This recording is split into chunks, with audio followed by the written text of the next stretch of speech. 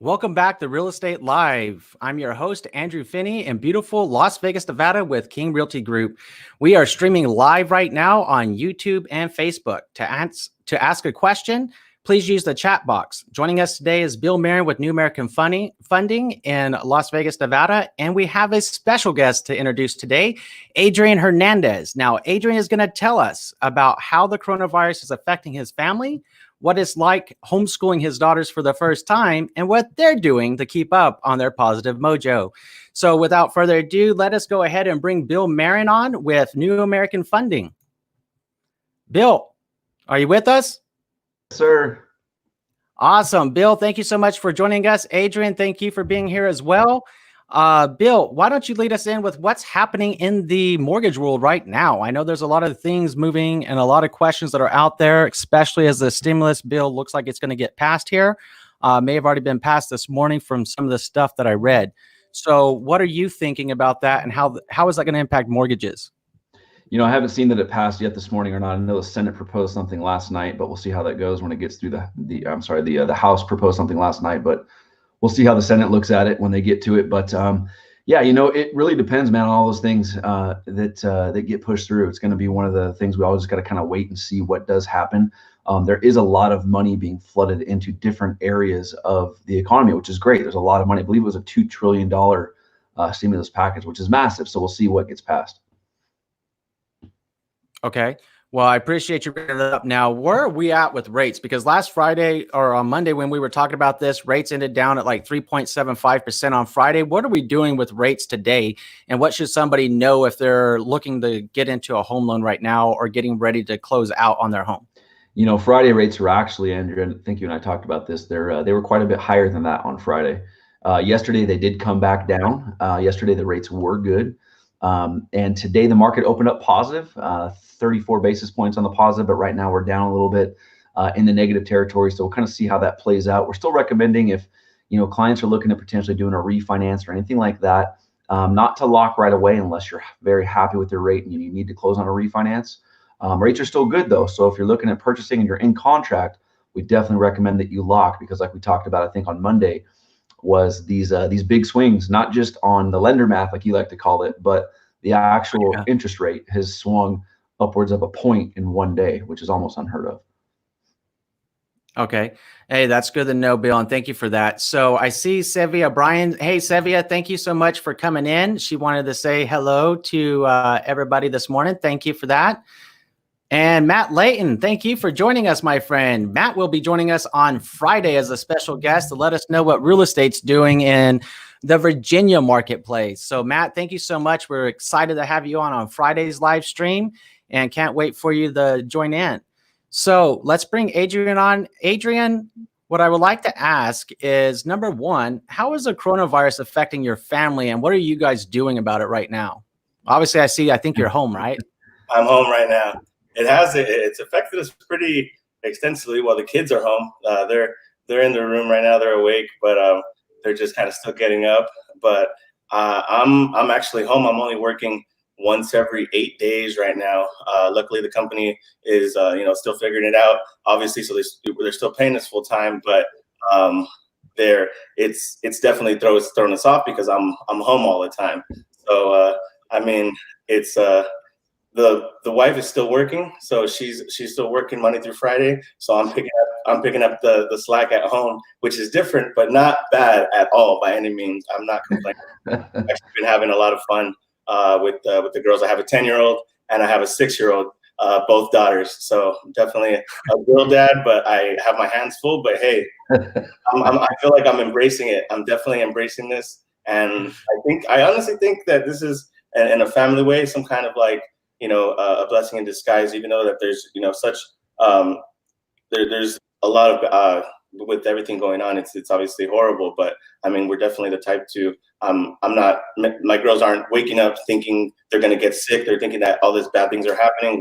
We're taking precautions, but we're enjoying. We just bought this house. We are new homeowners in this house. We were so very happy that we got it. We just bought it in December, and with also things going on, we're happy we have it. So we're making the best of it, to say the least. Well, thank you for that. I see some questions coming in. Let's go ahead and turn to them. Sevia, thank you so much for that update, by the way. You mentioned that your house is underwritten now and that your appraisal came in higher. And thank you for all your great advice. Hey, Sevia, I'm glad that we were able to help out, and I'm glad it's working out for you. Super glad that you joined us back today. If you know some other people that will benefit from Real Estate Live, essentially where your questions are getting answered in real time, please share it around with them. Matt, I see that you popped up a great question, my friend. That is a very interesting question, and it is something that is definitely coming down range. So yeah. Matt's asking, are you all using a COVID addendum in your real estate contracts? So our Las Vegas Realtor Association just announced the COVID addendum. So it's not that it's become commonplace to use it just yet, but there is an option to use it. So just to answer your question, yes, there's something coming up here in Vegas where it is now live in our transaction templates for us to use. And it's something that's going to be kind of interesting to see how it ends up playing out. But to answer your question in short, Matt, the answer is yes. I'm sure that we can talk about that more on Friday as well, whenever you're live with us, to give us your take on it and how it's impacting Virginia as well. Yeah, Andrew, I actually saw that earlier this week with 2 new contracts we got. And I think it's all about how the real estate agent's going to understand and how they're going to be able to explain it to their customer, their client, because one of the agents didn't really explain it that well. It actually scared them, and they canceled the escrow when it was meant there to protect them. And it's a good thing. It's a very good thing. So. Okay, it's good. And I'm glad to hear that from you as a loan officer's point of view, what's going on and how you feel about it. So that's really cool. Quick shout out over here to Adrian. Trasibi Mariah Karen says, watching from Los Angeles. Hi, Adrian. Well, hello, Trasibi. Thank you for joining us. And Adrian, you have a fan. So that's awesome. It looks like Ben Provost has a lending question. Ben is saying, hello, I have a question. I got pre-approved for a USDA home loan back in February, 30-year fixed at 3.125% in Louisiana. I don't close until June 2nd. New home is being built right now. Should I be worried? Bill, this is your wheelhouse, my friend. Ben, great question, man. So really that's going to depend on a couple things. The first thing to really look at, and you want to talk to your loan officer, more than likely you're not locked yet on the USD loan that's spread out that far to June. One thing you want to make sure of is see where your debt to income ratios are, and ask your loan officer to kind of play with that a little bit, kind of run like a worst case scenario, increase the rate a good amount just to see if you'd still be able to get approved at that. If your debt to income ratios are very, very, very tight at that 3.125 rate, that would be a little bit of a cause for concern. And I would just kind of come up with some type of contingency plan. Maybe you can pay off some debt to lower that DTI. Maybe you can do a couple different things, but I would definitely increase that communication with that loan officer and find out where that debt to income ratio is, because that could be an issue when it comes time to lock. It's a great point, Bill, and thank you so much for shedding some of that insight. So, Adrian, I want to go back over to you now and ask you, what is it like homeschooling your daughters? I know we were having a pretty robust conversation yesterday, and before you answer that question, I think I want to show people your idea of homeschooling, if that's okay.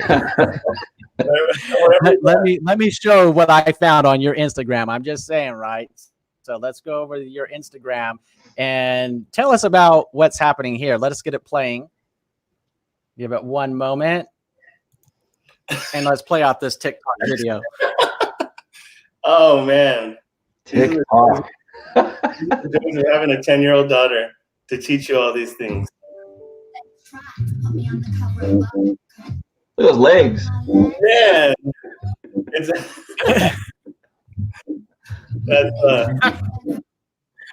Look at those poses, the leg work even. The kick. So, Adrian, tell me what's going on here, my friend. Is that your idea of homeschooling? It is. That's theater arts. That's part of theater arts. And, that is also dance, because hey, this is embracing the creativity of a 10-year-old. And that's like, hey, what do you want to do? You tell me what to do. You tell me where to go. Oh, okay, I do here. Oh, okay, well, I have to pull it up. And then it's like, we're gonna do this right. We're not just gonna do any old thing. We're gonna do it all the way, and we're gonna see it all the way through.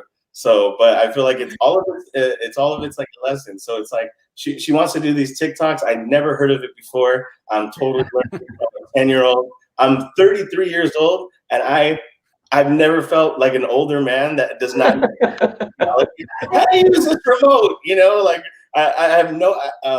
But hey, I feel like this is a time for us to learn things about our kids, and because I'm thinking like, oh, I didn't even know you like this, or you have an amazing sense of humor. Let's explore it more. Let's help you create more. I don't know, that's kind of how I see it with the kids. So anything can be a class. I feel like our first day was kind of like I had it down from like it was seriously like a 9-hour schedule that I thought we could hold to. From 8 to 9 we do this, 9 to 10 we do that. But no, that's not how things really work in the real world. We just we wake up, we have packets, we either do math, we do reading, we do yoga, we do PE, but it's all our idea of what that subject is. And I asked for their input. What do you guys think? Or what were you working on? And I kind of just expand on that. And then I don't think it's really too much of a bad thing, to be honest, at least right now. It's not obviously something that we want to do forever, but I mean, hey, these are things that we can maybe embrace while we're home with the kids. So that's great. And it's great to see that.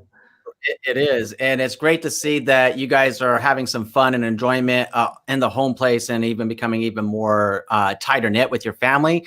So one of the things that you said a moment ago, I think would resonate with a lot of other parents right now across the country. And that is the fact that you probably haven't realistically homeschooled before. And this is your first adventure in between being a full-time worker, your wife is working, and you're like, how am I going to educate my kids?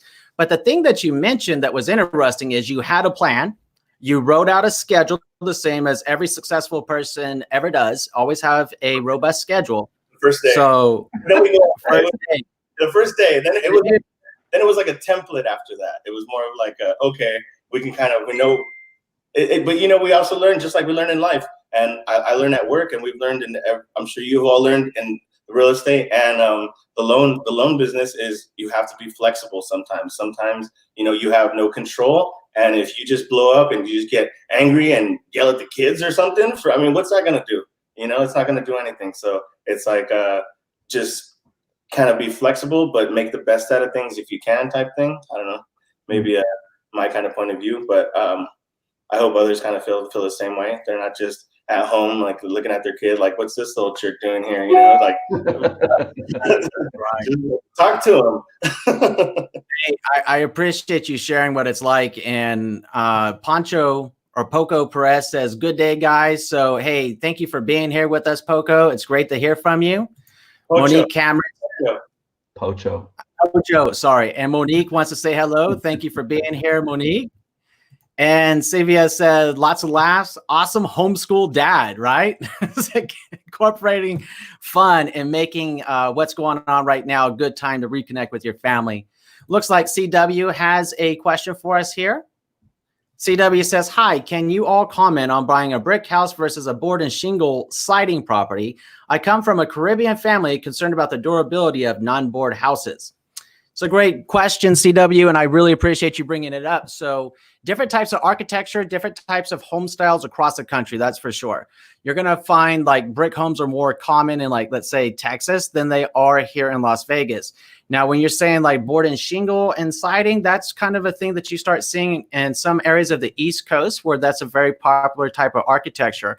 And here in Las Vegas and in California, the warmer, drier states, we use a lot of what's called frame and stucco, and it's what's common. And one of the reasons this comes to be, CW, is it has a lot to do with the area that you're buying in. Like if you go to Florida, homes are going to look like they're up on stilts, but in reality, they're up higher because of potential flooding, especially depending on where they are in relation to the swamps, in relation to the ocean, in relation to a lake, right?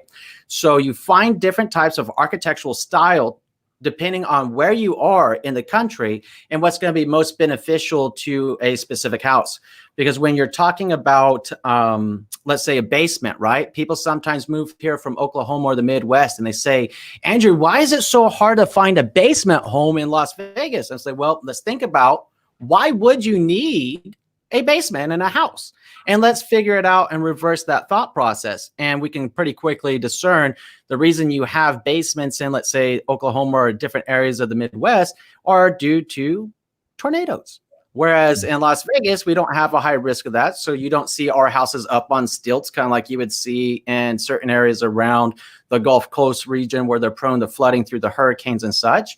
And you don't see us with so many brick homes.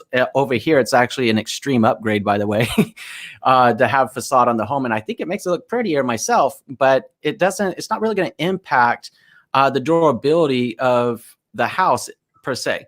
If the house is being built in the area that you're looking for up to the city code and up to the builder specifications, and you'll absolutely have a safe house after it's built. So thank you for that. It's great. It's a great question, and thank you for joining in. Gina Ray Barron Placina says, love your post, Adrian. It makes a day easier to deal with, my friend. Gina, thanks so much. You got a word for Gina, Adrian? Thank you, Gina. I appreciate it. If any of my posts, because I feel like my posts, what we do, it brings joy to our day. And if it can bring any kind of joy or happiness to anybody else's day, then that's what we want, you know? So it's happy to see that you love the post, Gina. Dude, I personally love watching them, man. It was I texted you the other day. It was just making me. I was rolling, man. It was so funny. Like, do you wear your legs or do you shave? What do you do, man? I was wondering the same thing. I was like, that can't be Adrian. Hold on, it might be. I need to ask because Adrian is kind of crazy. He could do it. I did get some leg comments from just random people. I'm telling you. They were just like, oh, are those your real legs? Do you use Nair for men? And I'm like, no, those are my real legs. That's me. That's all. That's my real footwork too. But I think, like I said, it's funny because I feel like, you know, we like to. I feel like I like to have fun anyway. I'm like kind of like a fun, easygoing kind of guy. And my daughter is almost tenfold that. So I want to be able to, you know, I feel like maybe I wish I had these platforms to be able to like learn and be able to explore my creativity when I was a little younger. So I want to really push that on her, or push that on them, on both girls. But I'm telling you, my 10 right now is she's on a different level. With my 6-year-old not too far behind. Fantastic. I see another question coming in here from Valentino Luca. Valentino, thank you so much for joining us. Valentino's joining us on YouTube, says, hey guys, I'm from Romania. Looking forward to buying a house with a 25% down payment. It is not urgent. What would be a sign for buying in the best moment when the market hits in the bottom area? So Valentino, thank you again for joining us. And that's a really good question. So what we're seeing right now in real estate is people still need a home and they're still buying and they're still selling. And the reality is the people, and Bill and I have this conversation, he and I talk almost every day about what rates are doing and where this is going. It specifically impacts home buyers. So the home buyers that are jumping on board when these rates are low are doing a great thing for themselves into the future. Now, that said, I watch some people's videos that say, hey, look, right now, you shouldn't even be focused on buying or selling a home, or you shouldn't be focused on this or that. And I can appreciate the spirit in which those comments are made. At the same time, ultimately, the best time to sell a home it's not dictated on the market. It's dictated by what's going on in your life. And buying and selling a home needs to be done from a vantage point and a thought process. The market will be the market. It'll go up, it'll go down, it'll go all around. But that said, the thing that doesn't change are the reasons that are motivating you to buy a home or to sell a home for the reasons that are important to you.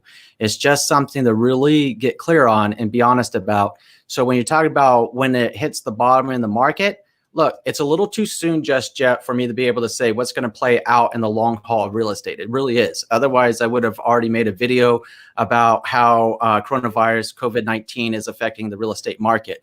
Right now, what I see is a little bit of fear where, you know, I always like to call fear false evidence appearing real.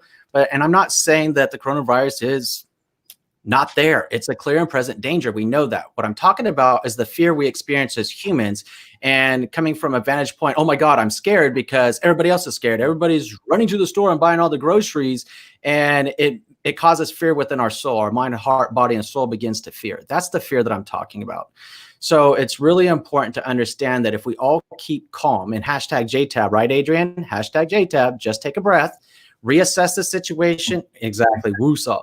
and be calm about everything, then we have an opportunity to think clearly. We can come together as a people around the world. And I believe we really have a strong opportunity here right now, not only in this country, but across the world, to truly come together, because we're always stronger and better together than we are not. I mean, that's just the honest to God truth. And what that means is if we start propping each other up, we start looking for ways to support our first responders, we start looking for ways to help those people that are infected with the coronavirus, and we get out of the way, so to speak, from the vantage point of not overwhelming the system and not overwhelming the grocery stores, buying more than we need in our own personal home. Now we have something. When we start asking the question, how can I help another person? That's where the opportunity begins. And that's how we can make a change. So to answer the bottom part of your question, when the market hits the bottom area, I don't know that it's going to, because real estate, and Bill and I have had these conversations, and I put it out a lot in the different prediction videos that I've made. Look, the reality is we have a whole different set of rules than we had back in the mid 2000s leading into the 2008 collapse. People these days actually have to qualify and show that they have the income, assets, credit, and employment verification by a loan officer to be able to buy a home. So it's not the coronavirus that's going to drop real estate prices. It's not the stock market that's going to drop it. What would happen is if you had a lot of corporations operating off of that fear that we just talked about, starting to lay people off, it's a joblessness issue. And if that happens, then we have a problem. But right now it's way too soon to make that call. Bill, it looks like you have something you want to weigh in on right here. There was a lot I could have said. No, but Andrew, you made a lot of good points, man. I think it's the biggest thing to take out of this is just the mindset, man, and just look for that silver lining, like I was talking about Monday in every situation, just with like Adrian and his daughters doing the homeschooling. But looking at, if you take out all the hype and the, like Andrew, like you were saying, Andrew, there is a real threat there. There is something really going on for sure, but there is a massive amount of panic and things that have been inflated and blown up by the news, the media, all that, because for whatever reason, it's what sells. And there's a lot of people out there that are freaking out and going and buying, tons of toilet paper, right? There is a real threat. Like, be careful, be cautious, social distance. Don't like go up to people and like, it'd be kind of weird to go and just give some random person a kiss anyways, right? But just keep that distance, but just make sure that you have that positive mindset when you're going through it. And like, I think it was Valentina was asking about the good time to buy, Andrew, like you were saying, is it depends on why you're buying, right? If you're buying an investment property, if the numbers make sense right now and it fulfills that reason, I assume you're buying an investment property because you're putting 25% down. If the numbers make sense, then absolutely it's a good time to buy. If you're buying a primary home, maybe you don't need to put 25% down, right? A primary home is a totally different reason for buying a property, and the rates are still really, really good. The prices are still good. I wouldn't necessarily wait that out, because if you wait it out and the prices drop a little bit, if that does happen, what if the rates go to 6%? Then you're going to kind of be in that, man, I should have bought sooner kind of thing. So it just depends on what you're buying, really. Andrew, I kind of have a question, real quick with everything going on. I mean, has there been an influx of like just a pour of houses on the market, or is there a lot of inventory available right now? I've always been like interested in, and well, I haven't been as watching it like an eagle before I bought, but I'm interested right now because I want to say there was maybe about 7,000 houses available when I was looking to buy or so, and this is in the Las Vegas market. What's kind of going on right now? So it's a really good point. I'm glad that you raised it. So right now in Las Vegas, Nevada, we have approximately 45 to 4,700 homes on the market right now that are available to purchase. So what I've noticed is actually a reduction of the homes on market. So when people are saying, oh, well, this is going to cause an issue. Well, we were seeing this reduction in homes since the time that you and Nicole bought your house, Adrian. We were watching, we had all of those opportunities when you purchased all those 7,000 plus homes that gave us some options to pick from. But even then, for Las Vegas centers, that's pretty low inventory. Consider the fact that, right. And consider the fact that through the 2019 market in Las Vegas, Nevada, we averaged 5,000 closings per month. So 60,000 homes were sold. So when we're talking about that number on average being 5,000, and we're under that number now for total available inventory, look, people want to buy a home and there's not too many options to pick from. We're essentially right about 1.2 months of inventory before we wouldn't have any homes to sell. And that's the reality of the situation. So it's important to gain clarity. And I think it's a great point, especially when people want to take stock. Oh, where's the market at? Well, if you got an ultra low inventory market, it's not going to be in your favor that the market's going to hit rock bottom. Even if it hit rock bottom, if you have no homes, it's simple supply and demand. The demand's going to jump the moment that people start feeling comfortable again by gaining clarity, by taking that deep breath and reassessing their situation logically. So I think that's a great question. I noticed, does that answer your question, Adrian? Oh yeah, definitely. Perfect. And I noticed Pocho made several different comments in here. I'm trying to get through all the comments that come in, of course, during the live stream to make sure we're addressing everybody's question. Pocho says, my situation is multi-level. In the midst of the closing for March 31st, in Florida, the seller hasn't completed the new well. FHA loan requirement. He is pushing for the closing date. Let's move to your next message, Pocho. We asked for an addendum for the 6th of April. I'm assuming an extension addendum there. Spoke to the broker. She said, no way we can close on the 31st. Getting stressed and really angry at the seller's rush mood. But he hasn't completed his side of the deal. What are my options and due processes I should consider? Bill, talk about FHA requirements in Florida and the need of having a well. What can you tell us about that? Yeah, so Andrew, this is definitely a question for both you and I. But regarding the well, it's something that has to be done. If when you made your initial offer and they accepted that offer and you made the offer as an FHA with an FHA loan, then they have to abide by the whatever your local guidelines are. And I believe there in Florida, just like most places, if there's a well, you have to do a well cert, I believe. You want to contact your lender. But yeah, if the offer was made with an FHA loan, they accepted that, then they have to follow the guidelines on what you need to have done. Now, if you submitted it on conventional and for whatever reason you flipped it to FHA, maybe not. But it is something that does happen, and it can cause delays for sure because it needs to be done prior to closing. Okay, I see something else that he said right here. So let me bounce off to that too to see if it helps give us a better frame of reference to answer. So he said that also the appraisal and inspection both need to be redone or updated. The underwriter is not going to be able to finish the paperwork as soon as possible until the well is done and looked at by an appraisal and inspector. So that right there is to what you just said. Yeah, very normal. It has to be done. Yeah. So from the real estate side, you said for both of us, Bill. So I'm assuming you want me to jump in on the real estate side. So yeah, Pocho and all that.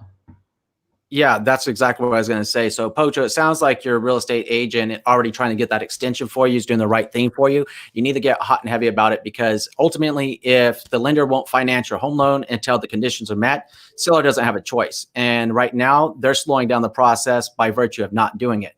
So when you look at, is it at the buyer going to slow down the side? Is it the seller slowing down the side? In your case, it sounds like from what you're sharing with us, it's absolutely the seller. They need to get that done so that your lending team and your real estate team can make it happen for you. Hope that answers your question. Did you have any other thoughts on that one, Bill, before we move on to the next? Nope. Okay.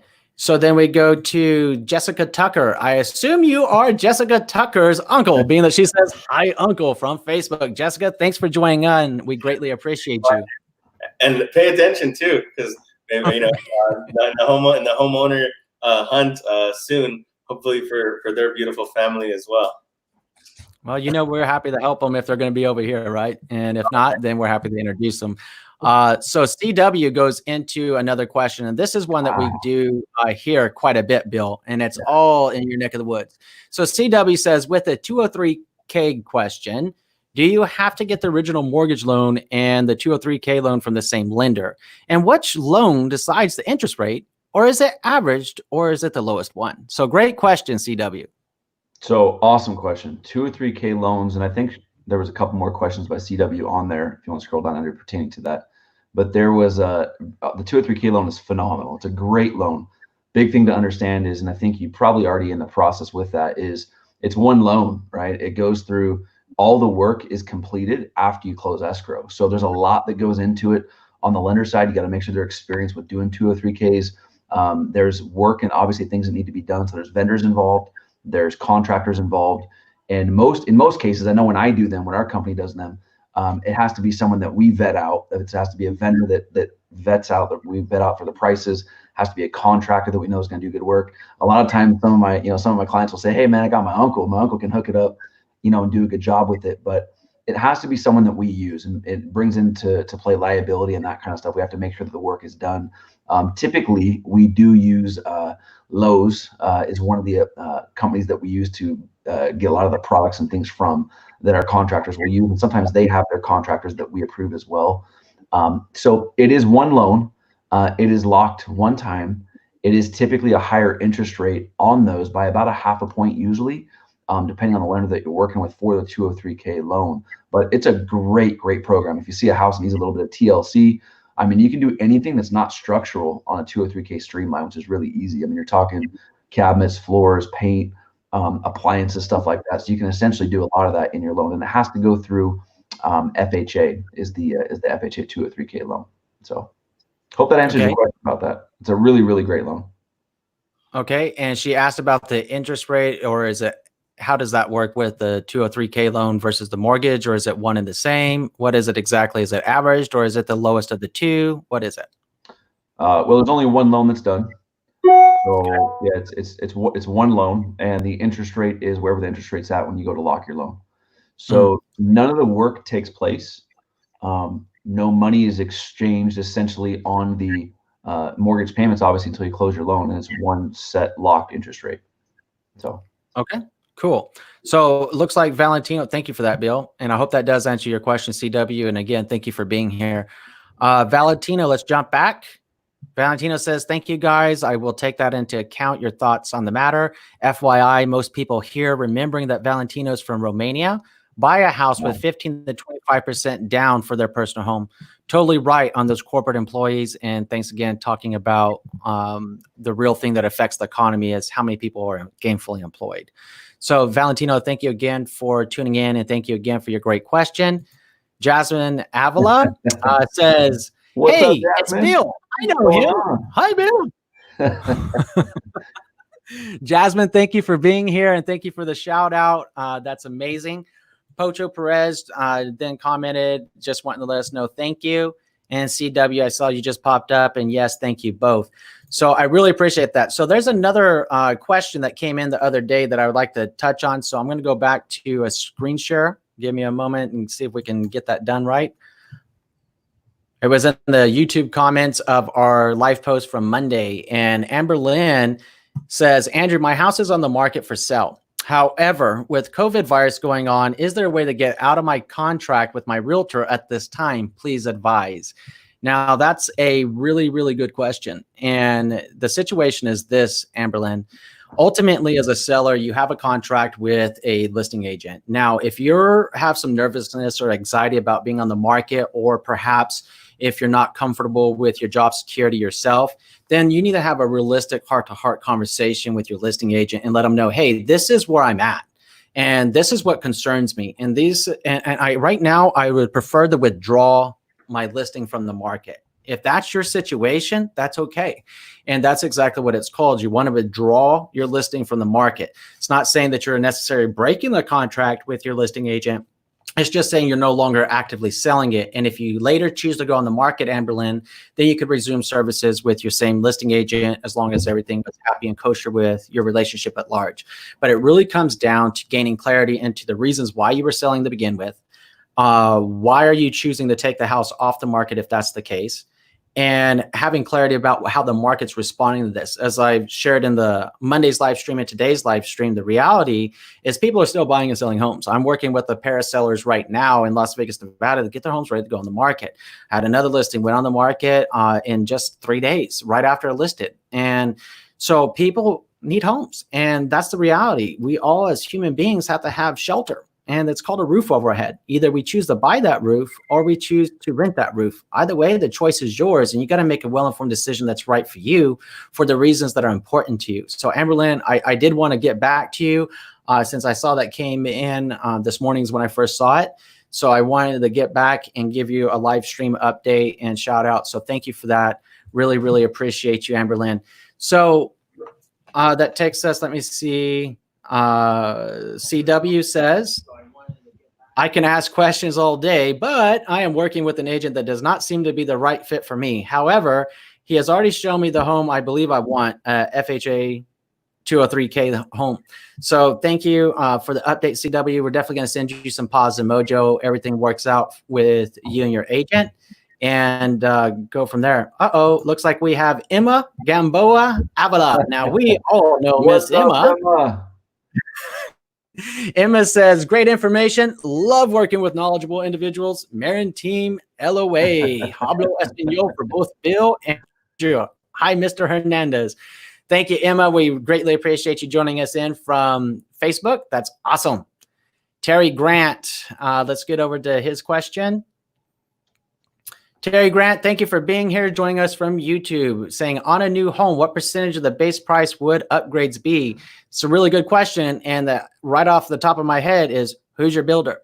And based upon the builder, do they even have options? I mean, the reason I say that is there's DR Horton communities, there's Lennar communities that essentially options don't exist. And if they do, they're literally a couple $1,000s of the price, not much, in other words.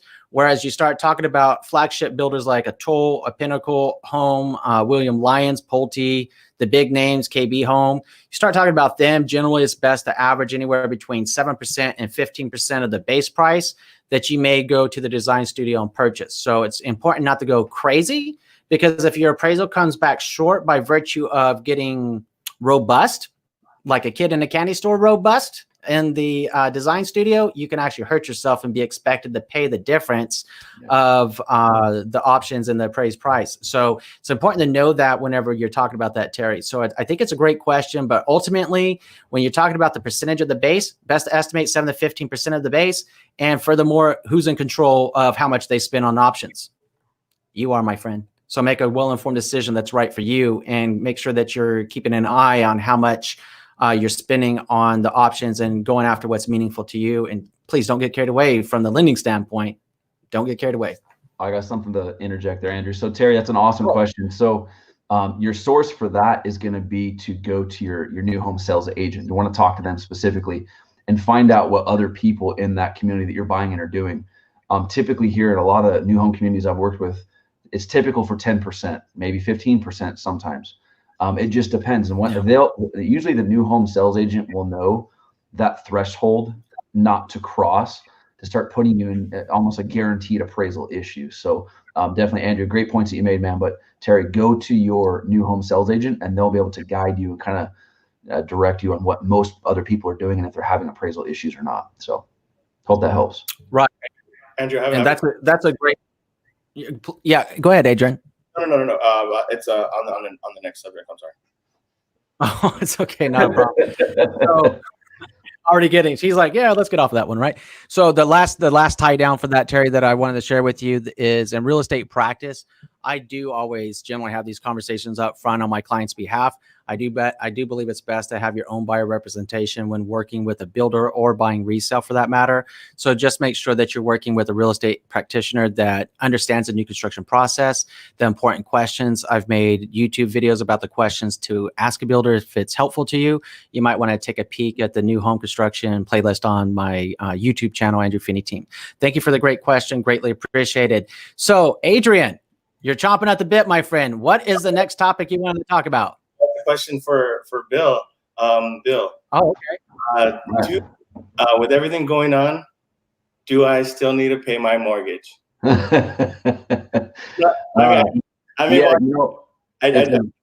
half seriousness, half not.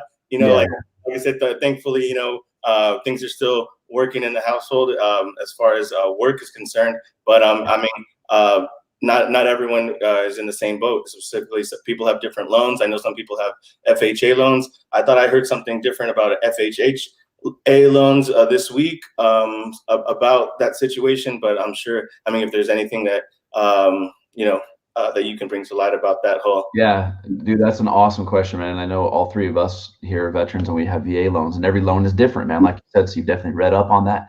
I've gotten so many questions about this. Some people are like, sweet, man, I don't have to make my mortgage payment for 3 months. Please don't do that. I would recommend, if you can pay your mortgage, right?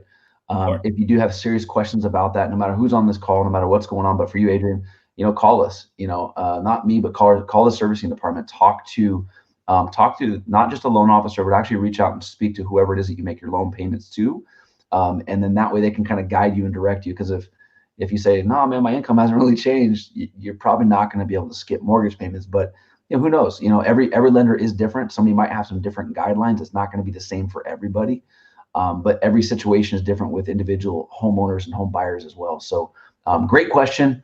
Don't really have a concrete answer for you on that one, but just my best advice for everybody is to reach out to your loan servicer, meaning the company that you make your loan payments to, and let them know your situation and see what they can do. So awesome question, dude. Nice. I will still be making my mortgage payment. It did cross your mind though. I was thinking, I'm like, man, yes, we do have to still make a mortgage payment. And then how does that exactly work? Are they going to bounce it onto the end of the term, or are you going to be expected to make it up over the next 3 years? I know these are the lending guidelines and questions that haven't yet been pushed out in response to everything. So when that happens, I'm sure that we will definitely be having that conversation in real time. Obviously, as soon as you get the word, please keep us apprised. For reference, everyone, Bill and I are planning on going live together on Mondays and Wednesdays at 9 a.m. Pacific Standard Time to write out this whole situation, and then we'll take a look at the live format thereafter and see where we're at. But if it's something that you guys like on streaming live, then let me know in the comments below. Let me know that this works for you and this is something that you want to see. And if so, we'll keep inviting guests like Adrian and anybody else on, but Bill and I will definitely come here. I see a comment. I'm sorry. I read the comment when I was mid talking. Thanks, HH, for that, by the way. He said, Finney and friends, lots of laughs. Yes.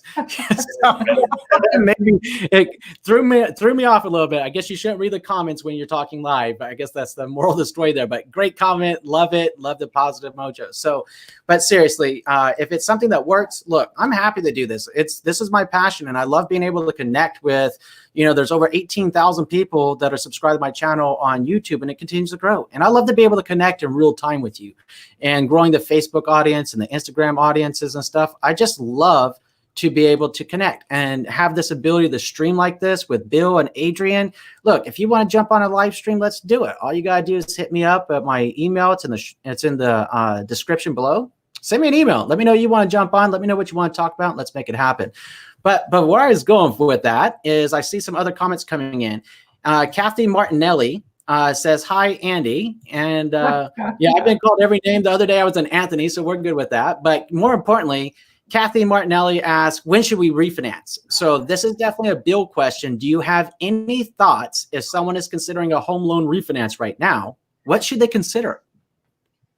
Yeah, so that is a very, very popular thing right now. What I would recommend is I would get the process started. I would definitely do your loan application, do that online or however your loan officer does it. Most of my buyers do everything online for them because it's convenient, easy, and fast. Get the application done, get the loan fully underwritten, approved. So you're going to have to go through loan disclosures, sign those, which is all usually done very easily. Get the appraisal even done if your loan's going to require an appraisal. Literally get everything done and completed on your loan, because what you want to do, and what I'm recommending, and it's my belief and what I've seen and who I follow in regards to mortgage rates, is we have not seen that bottom yet. We haven't seen that bottom yet of what they're going to do. And when we do, we need to have your loan ready to lock. You can't just call your lender and say, hey, lock my loan, if they don't have everything kind of prepared, especially because the influx and amount of people that are coming in. So if you are considering refinancing, I would absolutely get it ready. Get everything, get your application done, get it fully approved. So literally kind of something I'm kind of talking about is so we can lock it, dock it, and fund it. Meaning we can basically lock your loan, submit for clear to close, get your loan docs to escrow, fund and close it. You don't want to miss this opportunity because, again, looking at that silver lining, a lot of negative in the news, but if you take out all that panic and fear and you look at it, okay, what is actually going on positive right now? There's a huge opportunity to maybe lower the payment. Another thing you might want to consider as well is if you've got, maybe during this time you have credit cards and things you got to use for different things, maybe paying those things off. Again, every situation is different, but it is a great time to look at potentially doing a refinance. If you don't need to close now, I would recommend, just again, my personal beliefs and my thoughts, don't lock yet unless you need to, unless you're happy with where it's at. If you're happy with where your rate's at, by all means go for it, but I'm recommending to float temporarily. Okay, so great points. I want to try to hit a couple more of these questions before we start winding down a little bit. There was Grown Up with Daphne GSD says, hi, I have I'm pre-approved with a USDA 502 direct loan for $148,000. Can I purchase a home with a pool with this type of home loan? Bill? Yeah, you definitely can. USDA loan. I'm not sure what the 502 direct stands for. I haven't come across that, but USDA, you cannot build a pool with that loan in most cases, but you can. The home can have a pool, at least here in Nevada. So if you're looking somewhere else, maybe those rules are different. But as far as here in Nevada, yes, you can. Perfect. So thank you for those updates, Bill. And lastly, here, Sevia Bryan says we need more Andrew Finneys in the market. Thank you for that, Sevia. That's very kind of you, and greatly appreciate the comments there. So if you haven't, you're packed with info. I will say that. So I'm sorry. I feel like I would definitely want to say to people out there that you are packed with info, and you're the person to come to with questions about real estate. Because I mean, if you have 620 videos probably on every topic that has to do with real estate. So I mean, you're a good person to come to. I want to encourage anyone that has real good questions for Andrew. Go ahead and ask him, because he's our real estate geek, right? A real estate geek, real estate advisor. Again, going back to, I've been called so many things. As long as it's not a bad word, I guess I'm pretty happy with that. So Adrian, I wanted to tie it down real quick with you, my friend, because you and your family do some amazing things. And the third question that I promised on the onset of this was to ask you, what are you doing to keep your positive mojo up? Because I do want to go back to your Instagram account in a moment after you tell us, because I saw something that actually could jerk a tear from one's eyes. So, like, I think that goes back into the whole feeding the kids creativity. I'm glad that they're raised. They have kind hearts. They want to, they know something serious is going on. Like I said, they don't wake up every day thinking that they're gonna, something bad's gonna happen and they're gonna get sick or anything like that. But we take precautions, and like I said, we do things in a positive way. I don't try to scare them. I mean, it's not gonna help anybody. So I feel like I've even told them. I said maybe our purpose during all this is to influence the positive side of things. I feel like I know personal people that, they feel like this is too much for them, So it's like, hey, let's make a couple people smile, because this makes us smile. It might make other people smile, and then we did our work. We did our work for the day. I don't know. I feel like positive. There's a lot of, obviously, through your daily lives, through everyone's daily lives, we see a lot of negativity, a lot of things that are just like, we feel. Literally borderline, where you hear people, oh, the world's going to end, or things like that. So it's just like, I feel like I want to be a different voice, or a different influence in all this. And that's like the positive side of influence. And I got the perfect little partners to do it. So, but yeah. Speaking of those perfect little partners, and everything that you're saying just rings true. And I think that's why when we were working together that we like clicked like gel. So, I mean, it was awesome. It's positivity begets positivity. And if we all remember just to simply take a smile every day, not that Sheldon smile from Big Bang, but like actually just a genuine smile. Smiles are contagious too. So why not spread the love, the joy, and the hope? But this is something that really touched me that I saw that you guys recently posted. So I'm going to go ahead and put it up on the screen to share with everybody from your Instagram account. By the way, if you'd like to subscribe to the channel, obviously, please feel free to do that, or go ahead and hit me up on Facebook and like the team page so that you can get notified of what's happening next. So is true with Adrian's link down in the comment section right to his Instagram account. So let's take a look at that post that I was talking about. Let me get it up. There we go. And I'd like to play this out in its entirety. So bear with me. This is all Alana's idea right here. Let's get the music to kick in here in a moment. Your smile just means the world to me. I want to say that. Thank you. I want to say thank you for bringing light into the dark, for the laughter and the tears, for becoming great to every new.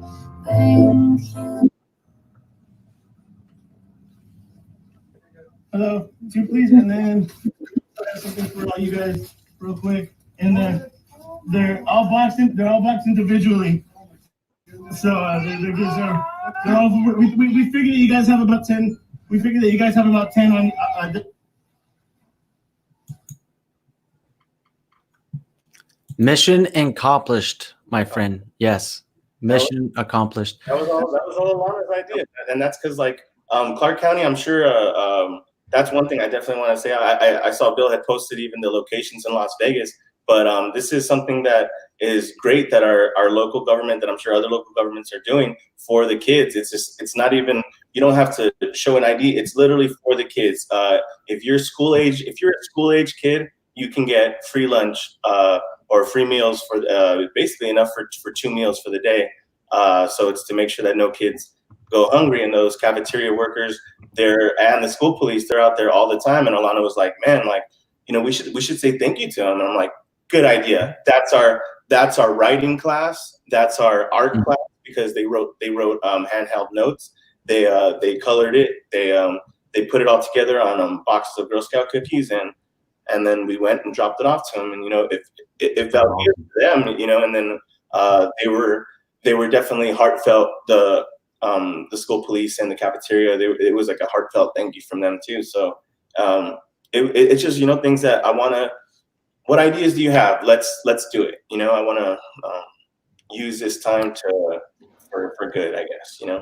That's awesome. And you're doing you're doing the right thing, my friend. And it's really about the spirit of positivity, love, joy, and hope. If we have more love, joy, and hope, more smiles, more kindness in the world, we can do masterful things together when we come together.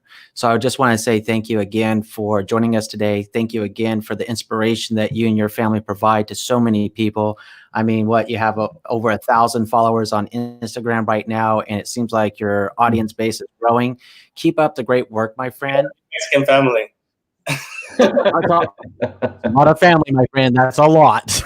But that being said, hey, let's go ahead and wind down. We've been going at it for almost 52 minutes here. So, hey, good news is, everybody, join us back on Friday's live stream at 9 a.m. Matt Layton from Virginia is going to be here, a fellow YouTuber, and you don't want to miss it. So thank you again, everybody, for being here. We'll see you again soon, and enjoy an amazing day. Thanks for watching, everybody, on Facebook and YouTube. I see you Thanks, guys. See y'all later.